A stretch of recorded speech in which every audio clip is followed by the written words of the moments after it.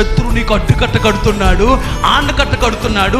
ఎవడో ఒకడు రావాలనుకుంటున్నాడు, ఆనకట్ట దగ్గర ఆగిపోయాడు. కొంతమంది రావాలనుంది, మనసులో ప్రభు అంటే ఇష్టమే, కానీ అడ్డుకట్టలు వేయబడ్డాయి. కొంతమంది రహస్యంగా ఇంట్లో ఉండి ప్రార్థన చేసుకుంటున్నారు, ఎందుకంటే అడ్డుకట్ట కట్టబడి ఉంది. వీళ్ళందరూ అడ్డుకట్ట కట్టుందో ఏదో ఒకళ్ళు ఇద్దరు ఈ కుడి కాలం నుంచి ఎడం కాలం నుంచి వచ్చినట్టుగా ఓ 3, 4, 10 మంది, 20 మంది, 70 మంది నీ సంఘానికి వస్తున్నారు.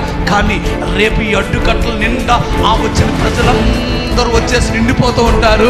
ఇంకా అడ్డుకట్ట తట్టుకోలేకపోతుంది. ఇంకా ఓపెన్ లేక దాని గేట్లు ఓపెన్ అయినప్పుడు ఎలా వస్తారు?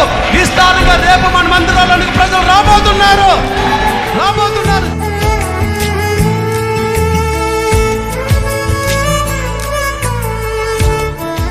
సువార్త పరిచర్య ఆపేవాళ్ళు ఆగచ్చు, కానీ సువార్త పరిచర్య ఏమైపోయింది? ఆయన చంపారు. యేసుక్రీస్తు ప్రభు బయటకు వచ్చారు, ఆయన్ని చంపేశారు. 12 మంది వచ్చారు సేవ చేయడానికి, వాళ్ళనే చంపేశారు. 70 మంది వచ్చారు, వాళ్ళనే చంపేశారు. రాయబడిన మాట. ఆ తర్వాత లెక్కకు మించి ఇప్పుడు ఎక్కడ చూసిన అద్భుతమైన సువార్త పరిచర్య జరుగుతుంది. సువార్త పరిచర్య ఆగదు, అది కొనసాగుతూనే ఉంటారు.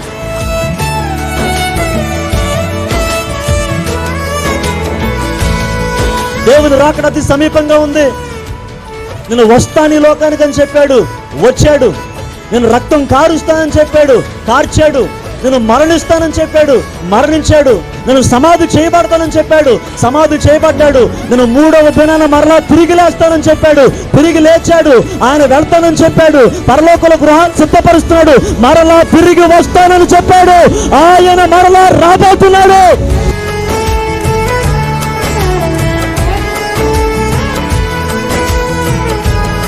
ముందుకు వెళ్ళలేని పరిస్థితుల, నలిగిపోతున్న అనుభవాల, సామర్థ్యం కోల్పోయి, బలము కోల్పోయి, బ్రతుకుతానన్న ఆశ లేక, చేతులారా కొన్ని పోగొట్టుకొని, భోజనం లేక ఏడుస్తూ కృంగిపోయావా? అయితే నీతో పరిశుద్ధాత్మ దేవుడు మాట్లాడుతున్నాడు. కృంగిపోవద్దని మాట్లాడుతున్నాడు, భయపడొద్దని మాట్లాడుతున్నాడు. ఇదిగో కారు ఎవరిని సేవిస్తున్నావో, ఎవరిని ఆరాధిస్తున్నావో ఆ దేవుడు తుఫానులో వదిలేసేవాడు కాడు.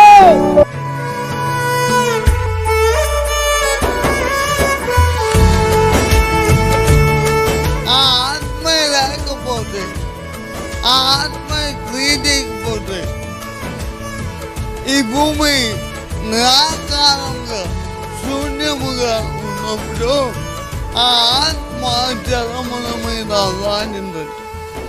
అలాంటి ఆత్మ నిరాకారమైన సృష్టిని ఆకారంగా మార్చింది.